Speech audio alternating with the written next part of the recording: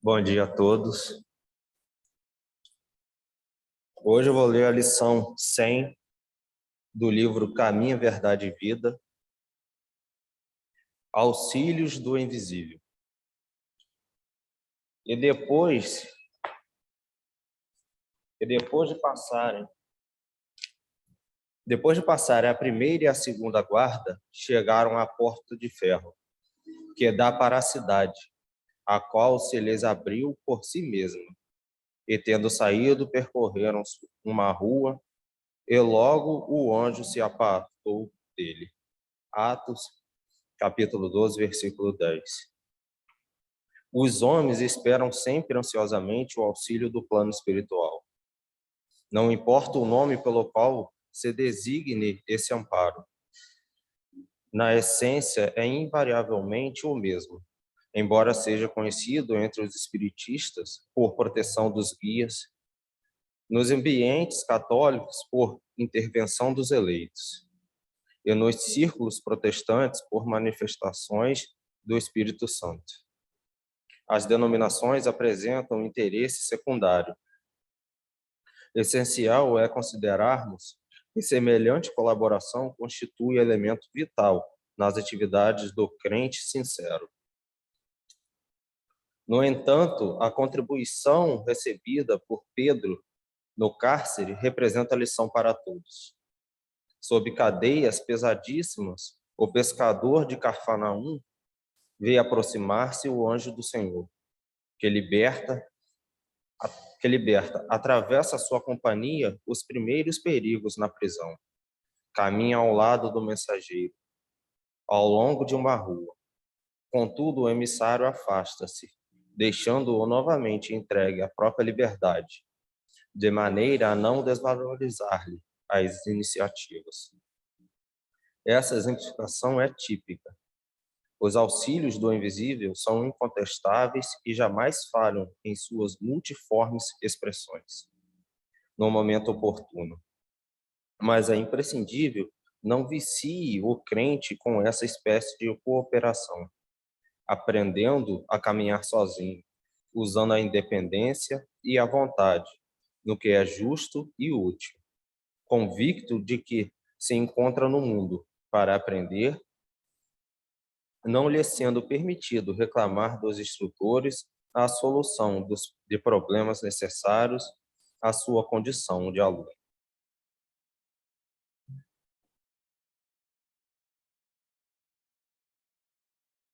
Vamos elevar nosso pensamento a Deus, serenar nossos corações, agradecer a Ele por mais esse domingo, por mais essa oportunidade de estarmos aqui reunidos para aprendermos, Senhor, um pouco mais de seus ensinamentos. Agradecemos amigos espirituais responsáveis pela palestra no dia de hoje, pelo amparo, pela sustentação, pelo auxílio, Senhor, necessário a cada um de nós. Permaneça em nossos corações, hoje, agora e sempre. Gostaria de chamar a companheira Luísa.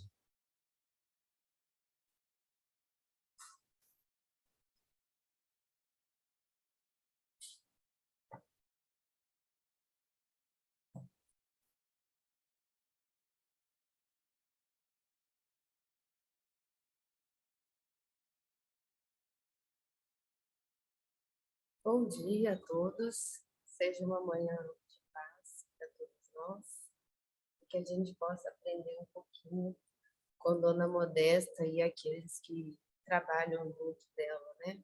Assim como os pacientes, né, a quem eles vão acolher, que também nos ensinam muito. Então, para a gente começar, hoje nós vamos falar do livro A Casa Maria de Nazaré, que na verdade é uma instituição que foi criada no plano espiritual. Mas antes da gente... Obrigada. Mas antes da gente começar falando da casa, né, uma pergunta do Livro dos Espíritos que a gente vem repetindo esse mês, né? Que é a pergunta 150, que pergunta para a gente o que que a gente leva, né, daqui.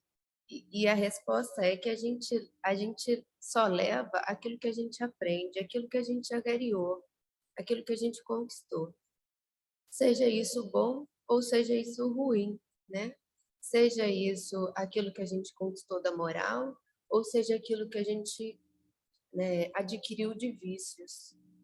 Então a gente tem a oportunidade aqui de poder crescer, mas cada um poder crescer moralmente, mas cada um vai colher aquilo ao qual vem semeando, ao qual vem plantando, ao qual vem despendendo sua energia. E aí uma coisa que esse livro traz assim para a gente de forma belíssima, assim, muito bem exemplificada, é que a morte é uma continuação da vida. Nada se finda ali, né? O que a gente está fazendo aqui, a gente vai continuar fazendo do outro lado, porque a gente carrega aquilo que a gente é, né? E aquilo que a gente fez.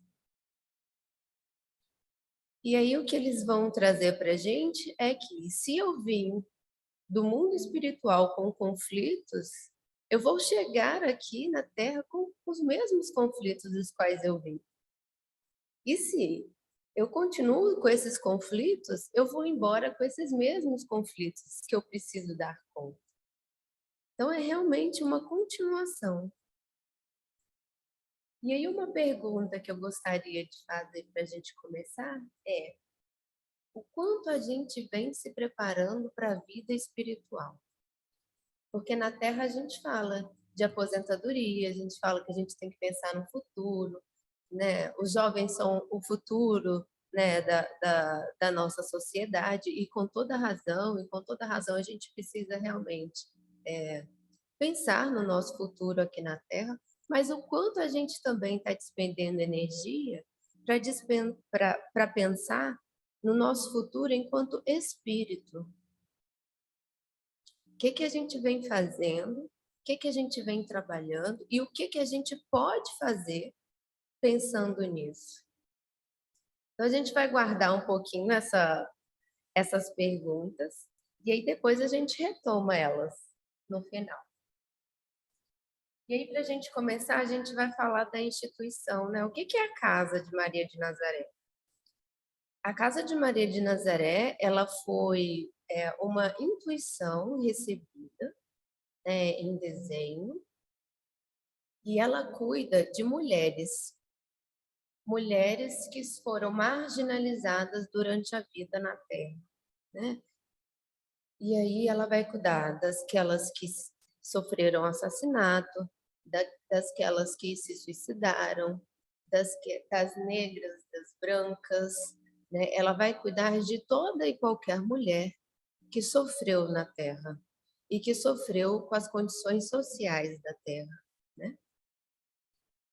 Ela vai dizer assim: irmãs de todas as procedências que cometeram suicídio, que foram extirpadas e assassinadas ou pelo uso de drogas, enfim, irmãs de todas as idades que foram acometidas por alguma espécie de agressão, vítimas, vitima, vitimadas, desculpa, pela situação de marginalidade social em que o espírito feminino ainda vive na crosta. Como isso é atual. A gente começou a ver um índice grande de mortalidade de mulheres, né, de feminicídio durante a pandemia. Tiveram vários jornais, vários dados falando disso, né? E apesar da gente achar que existe ainda alguma igualdade, né, mas existe também muita desigualdade no campo do feminino. E a gente precisa olhar para isso com muito cuidado, né? Fruto de coisas que a gente veio trazendo lá de trás, do nosso histórico, né? Então aí não é questão de culpar um, ou culpar o homem, ou culpar o outro, não é disso que se trata. É questão da gente rever o nosso posicionamento diante das coisas. E aí, assim, agora eu vou falar um pouquinho para vocês de como é esse espaço que foi criado. Então a gente vai poder imaginar, e eu acho legal a gente imaginar porque a gente vai poder entrar nesse espaço. Então, é uma casa que abriga 50 mulheres em tratamento e recuperação.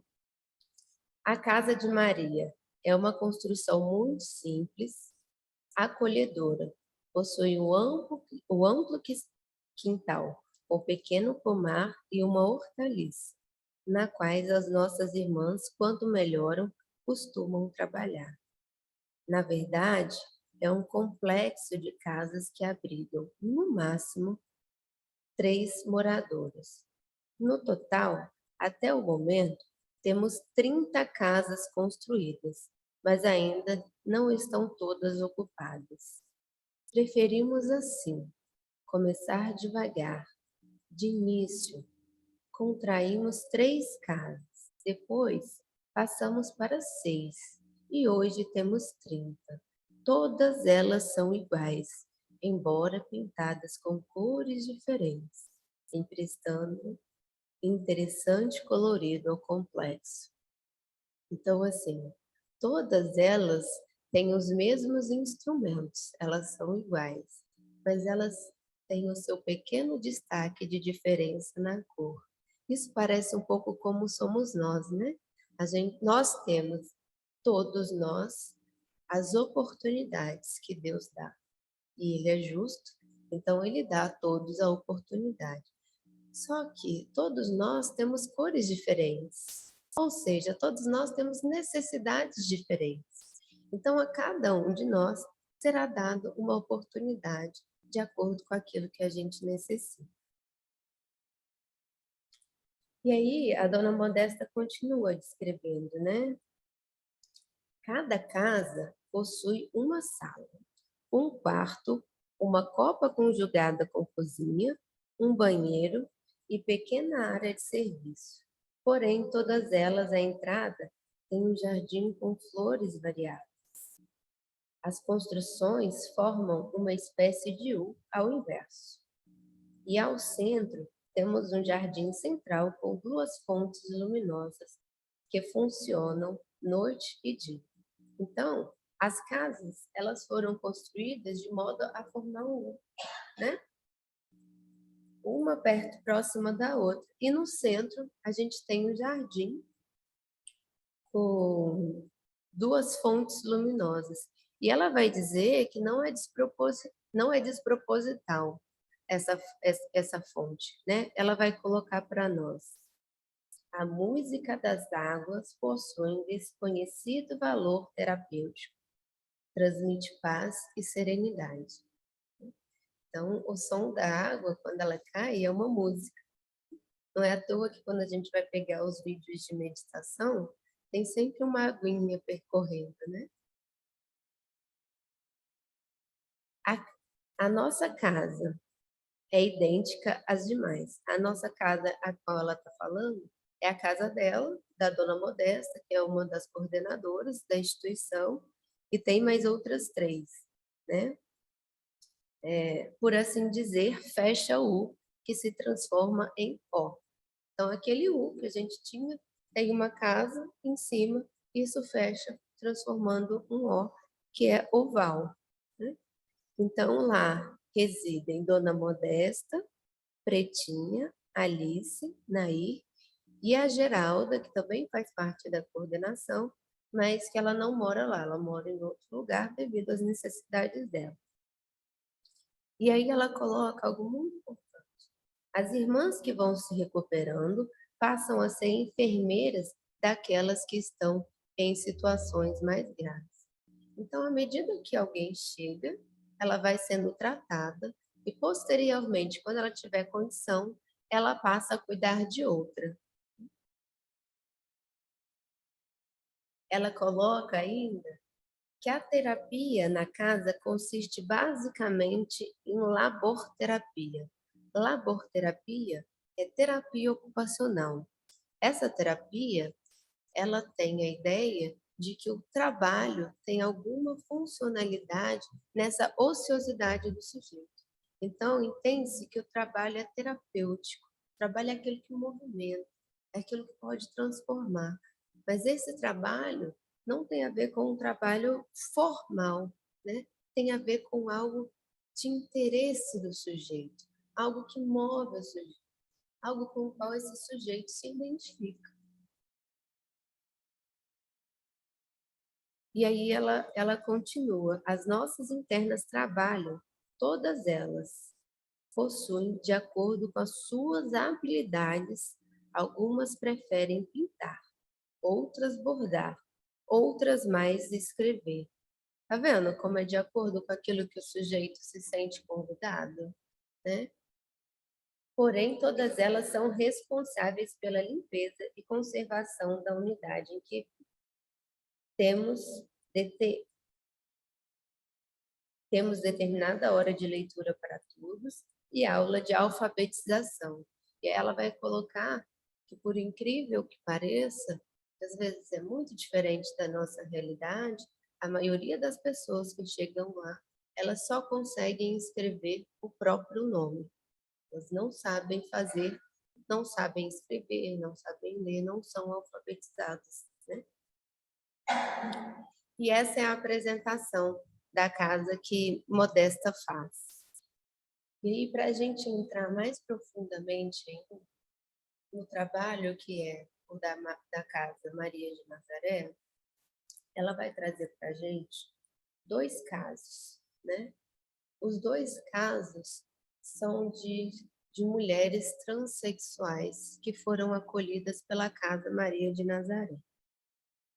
Eu achei interessante ela poder trazer esse tema. Ela não entra profundamente nas questões, né, da transexualidade, mas ela vai trazer o acolhimento desses casos e vai trazer um não julgamento, né? Um verdadeiro trabalho de caridade.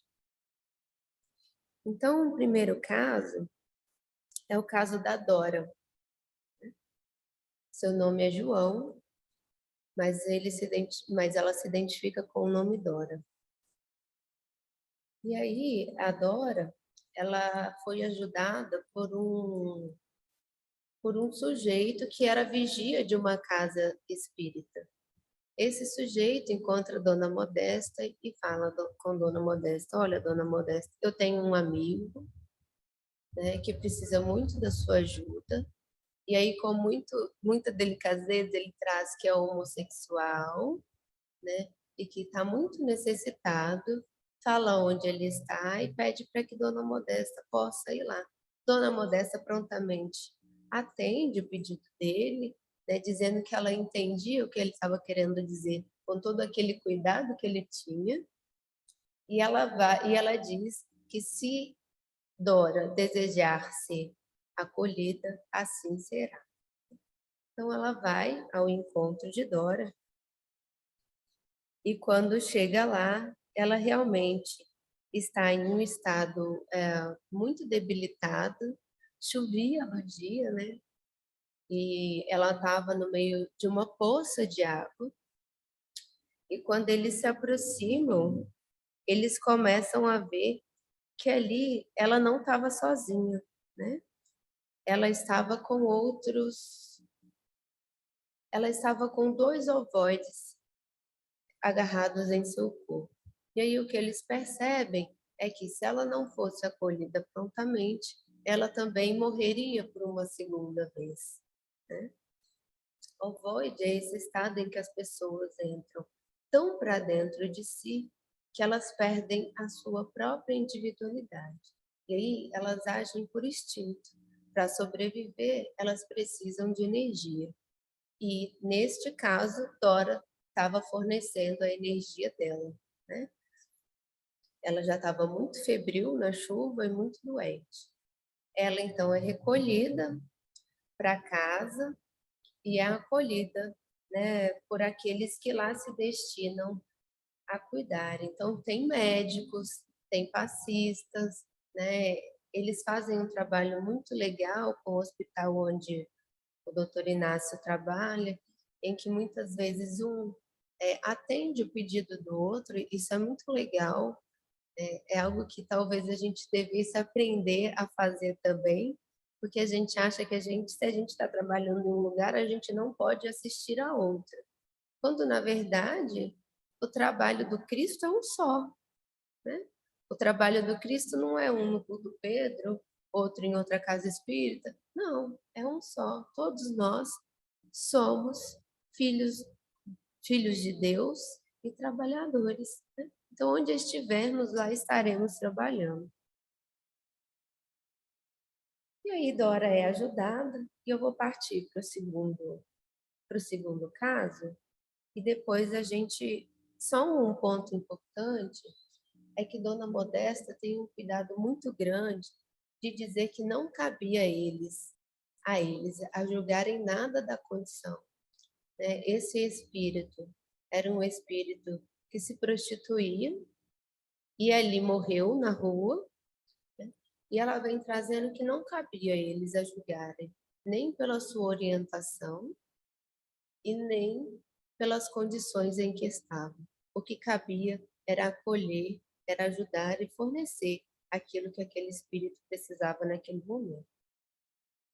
E aí, em outro momento, na casa já, quando Dona Modesta conversava com Dona Aparecida é uma figura muito interessante, assim, né? Foi uma trabalhadora na terra, uma mulher negra,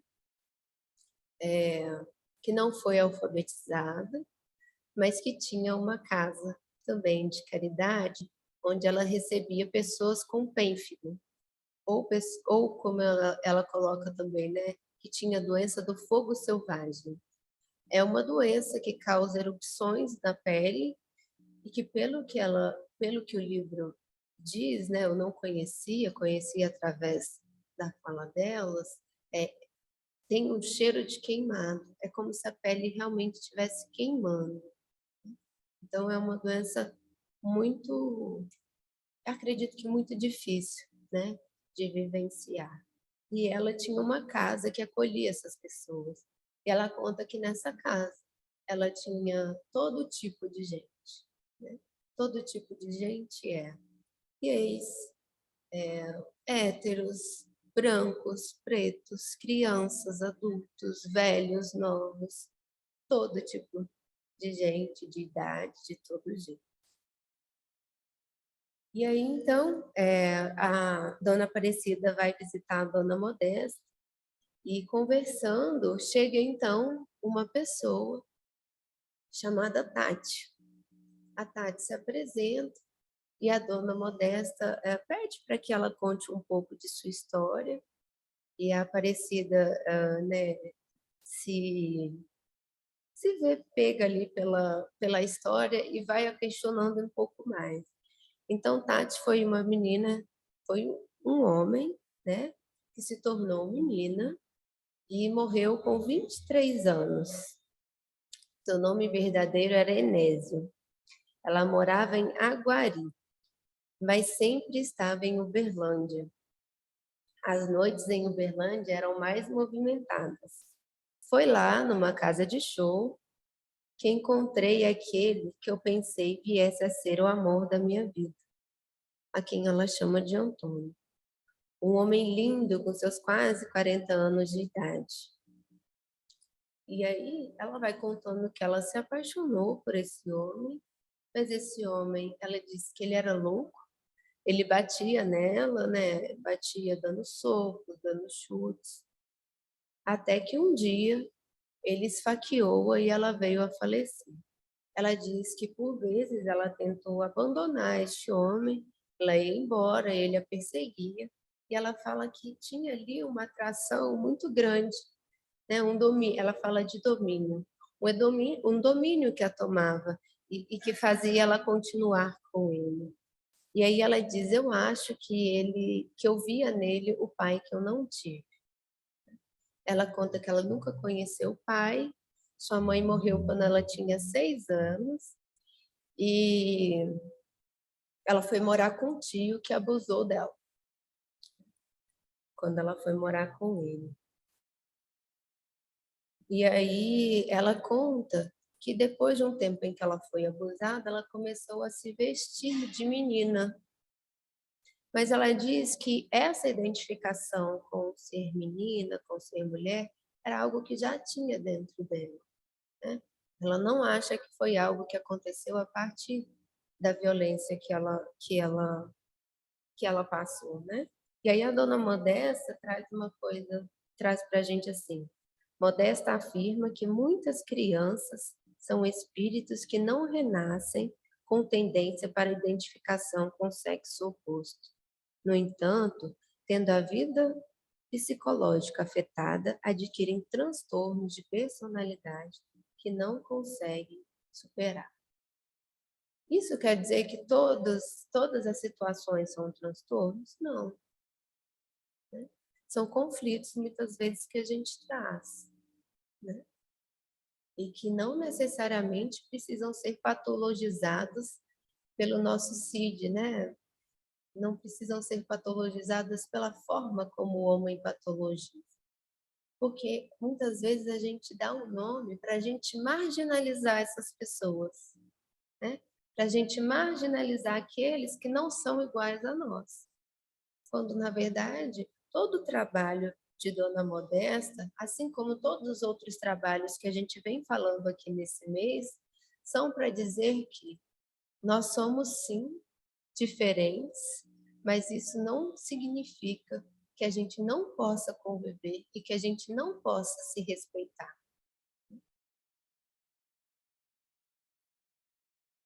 Então, para abordar um pouquinho esses dois casos, a gente vai pensar na questão da caridade, né? Fora da caridade não há salvação, a gente vai encontrar lá os amigos dizendo para nós que antes da gente julgar o outro, é preciso que a gente julgue a nós mesmos. Porque a caridade é aquilo que se faz sem julgamento, é a doação.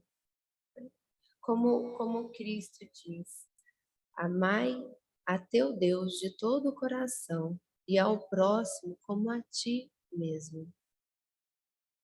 E aí há um tempo atrás vi aquele filme da Irmã Dulce, em que ela dizia assim: enfatiza o otimismo. É para desejar ao outro aquilo que você gostaria que fizesse com você.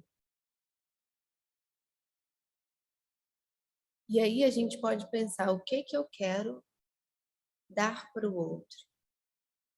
O que eu gostaria de receber desse outro e que eu posso entregar para esse outro. Será que pode ser algo diferente do preconceito, da indiferença, da arrogância, do egoísmo? Será que pode ser um desnudamento dos meus preconceitos, daquilo que está enraizado, de outras vidas? E aí, numa passagem em Mateus, Jesus diz: em verdade vos digo, todas as vezes que fizestes isso a um destes mais pequeninos dos meus irmãos, foi a mim mesmo que fizestes. Né? Eles perguntam para Jesus, né,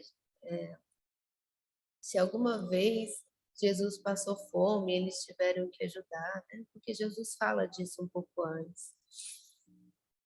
E aí Jesus diz que não se trata só dele, porque todas as vezes que se ajuda a um irmão, é a nós mesmos que estamos ajudando. É a nossa aproximação do Cristo. E essa ajuda, ela precisa ser uma ajuda de coração, desanuviado das coisas da terra.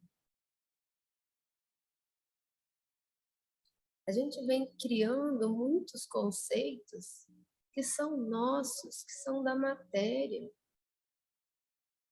que não são de Deus. Que não são de Deus, porque não foi dito alguma coisa desses preconceitos, né? O que foi dito é amar ao próximo. E aí, por último, eu queria lembrar da passagem do Cristo, quando ele está na cruz e lá se encontra Maria, sua mãe, e João, seu discípulo. E ele diz: Maria, eis aqui teu filho. João, eis aqui tua mãe. Dizendo para nós que todos nós somos filhos, todos nós somos irmãos, todos nós somos pais, mães, todos nós precisamos cuidar uns dos outros, abraçar uns aos outros, acolher uns aos outros.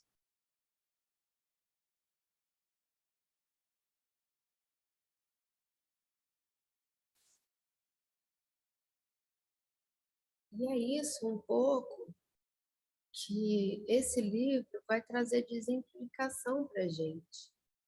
O tempo todo, o livro fala de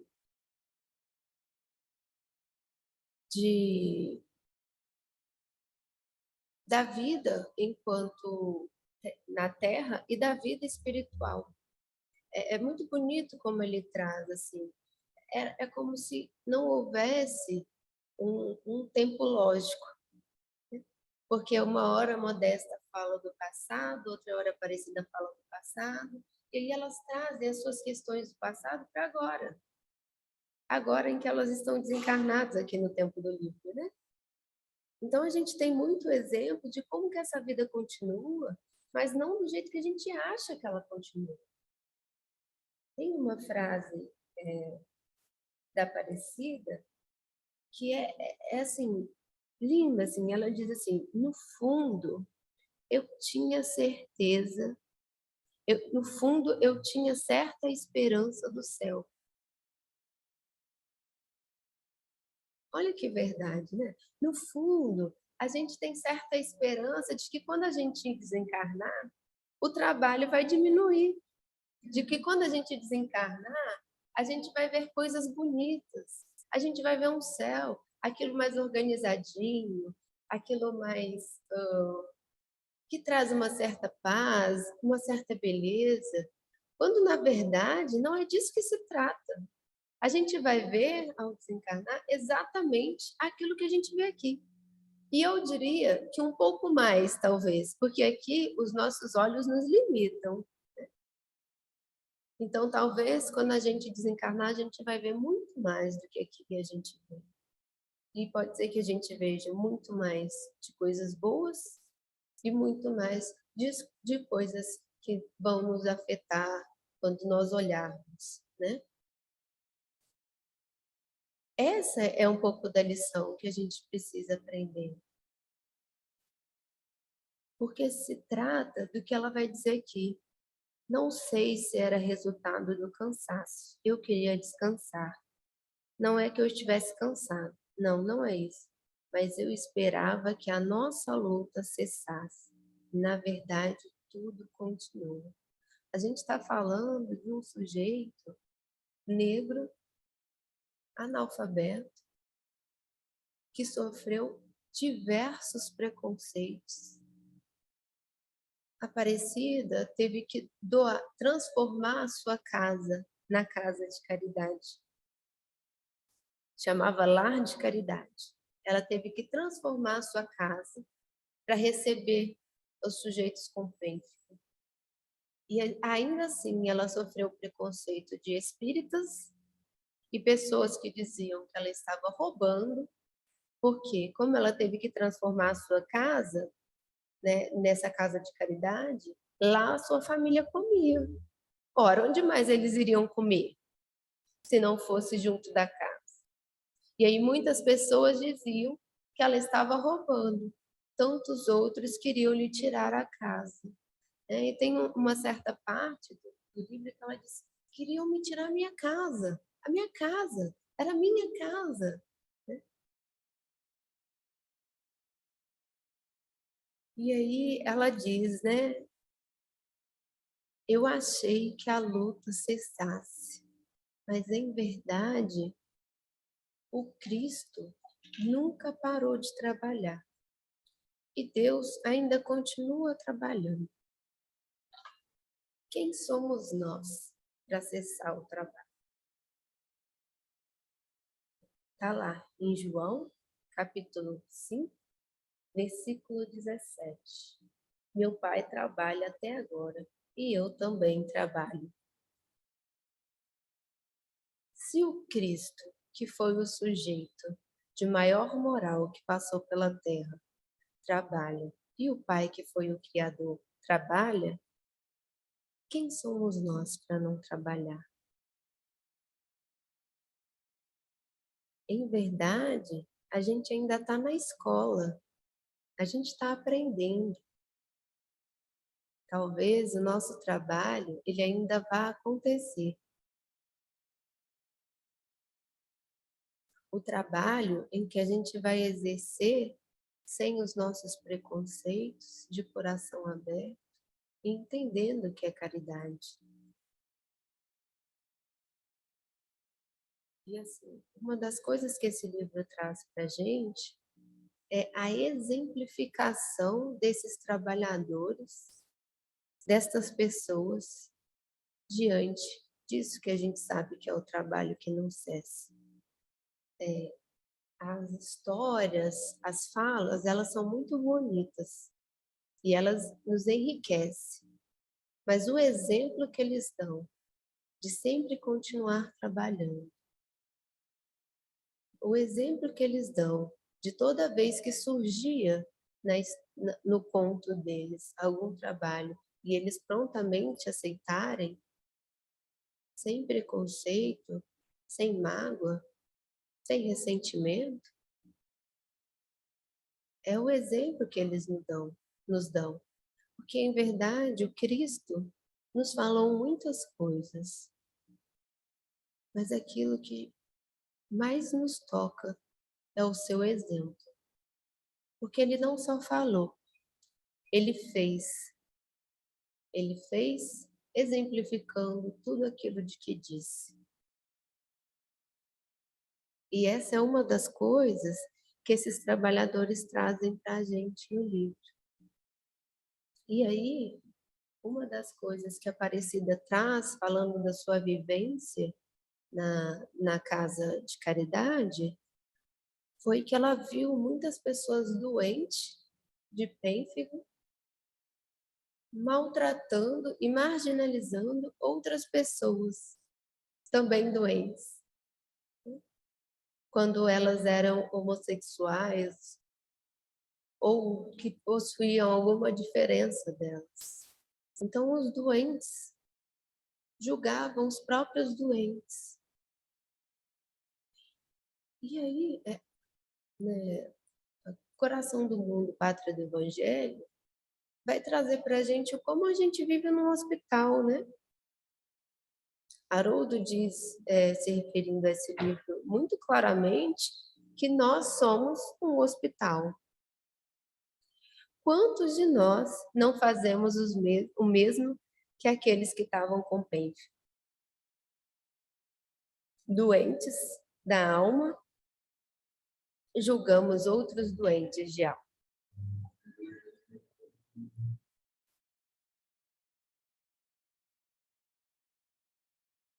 Quem somos nós para desrespeitar ou dizer algo do outro? E aí, a gente voltando lá na nossa questão, né? O que estamos fazendo da vida espiritual? Como a gente está trabalhando isso?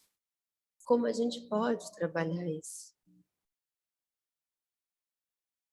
Diria que pelo trabalho. Não é à toa que Dona Modesta, assim como outros, como Inácio, e os outros que trabalham, Doutor Inácio, os outros que trabalham juntos com eles, receberam essa intuição dessas casas de caridade. É fruto de um trabalho que eles já tinham aqui na Terra, que eles já exerciam. e que não cessaram de exercer. E aí, quando eles falecem e vão para a vida espiritual, aquele que aqui buscou trabalho, não vai lhe faltar trabalho. Porque quando a gente está pronto, o trabalho aparece. E Jesus sabe de cada um de nós a necessidade, o que somos capazes. E assim eles receberam a dádiva de continuar trabalhando, apesar de todo o cansaço. E o que a gente está fazendo de trabalho aqui na Terra? Como que eu tenho olhado o meu irmão? Como que eu tenho me preparado? O quanto eu venho reclamando do cansaço? A gente tem escutado, ainda mais nessa pandemia, as pessoas se dizendo muito cansadas. E o que a gente está fazendo diante do cansaço? Porque uma das curas para o cansaço é o trabalho. Como diz a dona Modesta, é a laborterapia. É preciso que a gente trabalhe.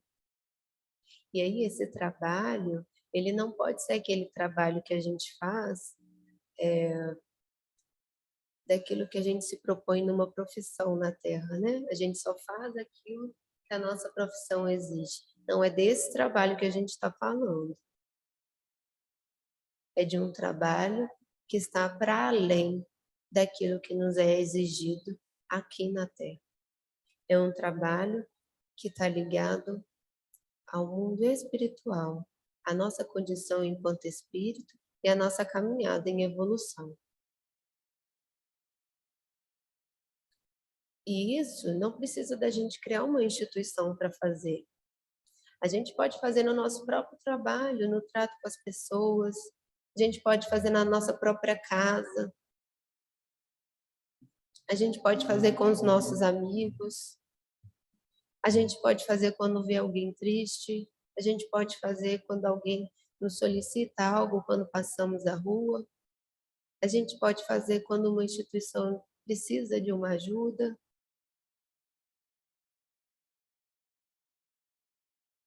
Quando a gente está disposto a trabalhar, o trabalho vai aparecer.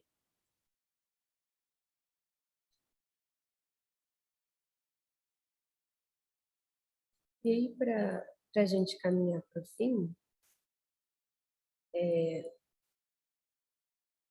Inácio e Dona Modesta têm uma amizade muito interessante. Não só os dois, mas todos aqueles que ali estão, convido vocês a lerem, não só Maria de Nazaré, mas todos os outros livros dos quais aqui falamos, para que vocês possam se aproximar também disso que eles vêm trazendo, dessa continuidade da vida, né? Dessa continuidade do corpo em outra dimensão. E que tem coisas muito curiosas. Tem uma passagem, né, aqui nesse livro de uma menina que se suicida, uma jovem, e que eles estão no cemitério e lá tem alguns espíritos que queriam sugar a energia dessa menina. E aí eles pagam a um vigilante de lá para que esses espíritos não se aproximem. Ora, mas tem dinheiro no mundo espiritual? Por que não? O mundo espiritual não é uma cópia do que a gente tem aqui? Por que não teria? Por que seria diferente? Então, assim, é um convite para a gente se aproximar, para a gente se preparar para essa vida futura. E que também é a vida de agora, né? Nós somos espíritos. Não nos esquecemos que vivemos aqui enquanto espíritos, se educando. E aí uma coisa interessante desses sujeitos, né? Inácio, Modesta, Aparecida, Pretinha, Manuel, todos esses que trabalham juntos, que têm uma amizade belíssima, que seria de nós sem os nossos amigos, eles vão sempre assim, um corrigir o outro. na sua fala. Quando um começa a querer julgar outra pessoa, porque nós somos esses, né? Que vemos uma coisa que acreditamos errado, já vamos lá julgar aqui. E aí, às vezes, eles também, como nós, não se continham e queriam dizer alguma coisa. E aí um interrompia o outro no cuidado com as palavras, com os palavrões. Isso a gente precisa ter cuidado, porque isso é tudo algo que a gente plasma essa energia, e essa energia é aquilo que nos envolve.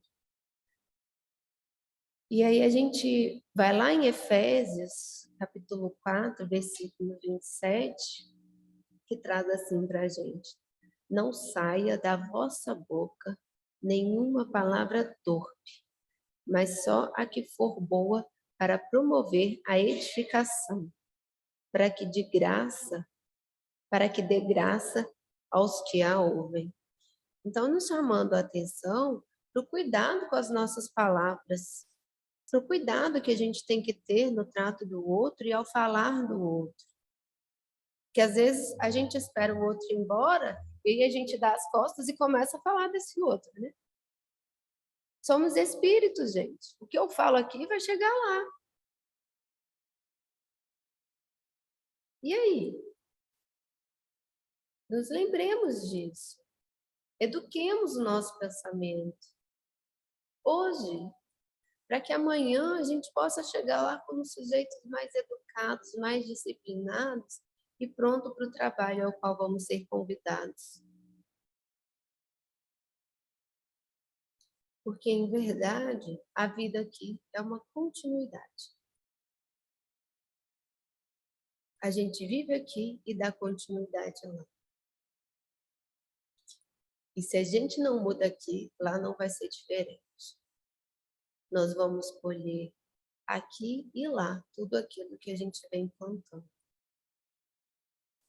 E aí, quando o Cristo diz para nós, vá e pregue, vá e fale da boa nova, ele não está dizendo só, vai lá falar, vai lá dizer, repete o que eu estou te dizendo. Não é disso que se trata. Ele está dizendo, vai lá e exemplifique aquilo do qual você fala. Não adianta a gente vir aqui, falar um monte de coisa, ler um monte de coisa, estudar um monte de coisa. Como Claudete nos mostrou na palestra dela, não sei se vocês viram, mas ela traz lá algo disso, de sujeitos que tinham muito conhecimento, tinham um conhecimento filosófico muito grande, mas que a fala era vazia. Porque às vezes a gente fala algo que a gente não sente. A gente fala algo que a gente não trabalha. E o convite do Cristo não é só espalhar a boa nova pela fala. O convite do Cristo é exemplificação.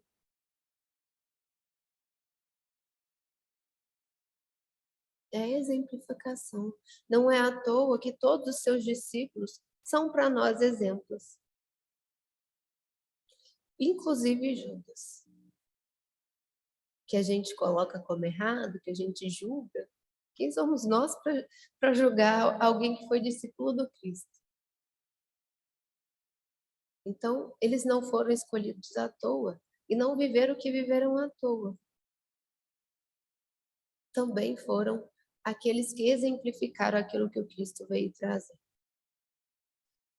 Então, que a gente possa receber esse convite para essa vida que não se finda e repensarmos um pouco aquilo que podemos fazer, né, para essa outra, para a vida espiritual que já começou.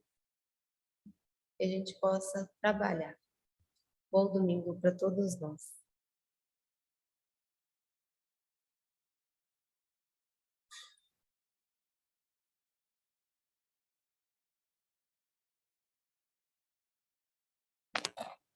Antes de encerrarmos a palestra no dia de hoje, eu gostaria de pedir aos médios passistas que se levantem para o nosso passe coletivo.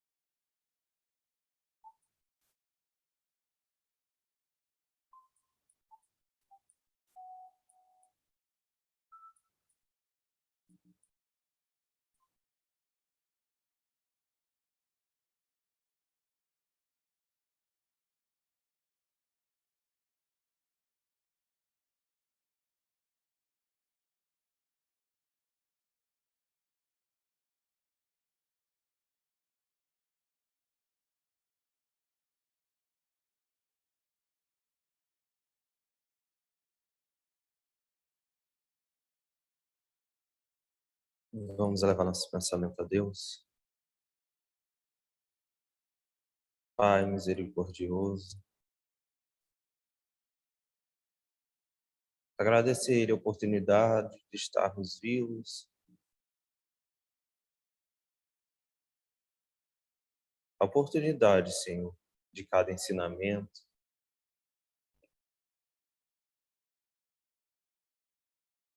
Agradecemos, Senhor,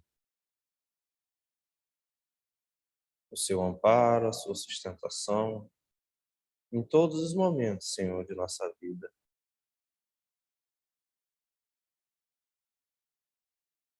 Agradecemos, Senhor, pelas dificuldades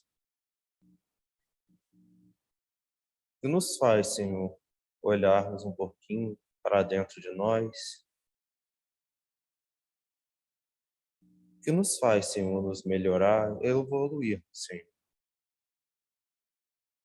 a cada dia. Agradecidos estamos, Senhor, pela lição do dia de hoje,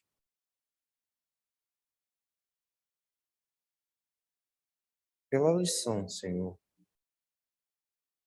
de exemplificação que seu Filho nos deixou. Que nós possamos ter um bom restante de domingo, abençoado,